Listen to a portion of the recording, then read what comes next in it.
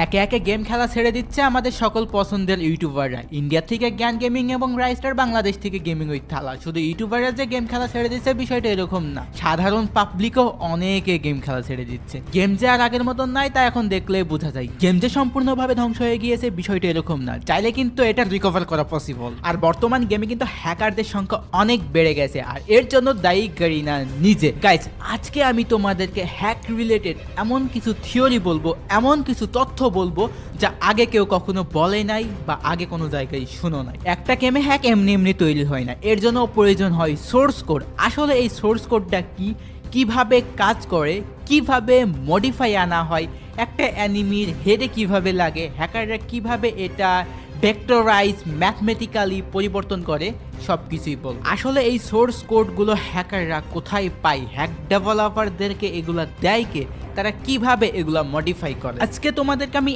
এমন তথ্য দিব যা আগে কেউই দেয় না। এমনও হইতে পারে ভিডিওটা আপলোড দেওয়ার পরে ইউটিউবে নাও থাকতে পারে, স্ট্রাইক দিয়ে ভিডিওটা উড়াইও দিতে পারে। এর জন্য তোমাদেরকে বলতেছি সকলে ভিডিওটা শেয়ার করবা। এখন শেয়ার করতে বলতেছি না, সম্পূর্ণ ভিডিওটা দেখবা, বুঝবা আদেও আমি কি তোমাদেরকে ইনফরমেশনটা দিয়েছি, আমার লজিকটা বুঝবা।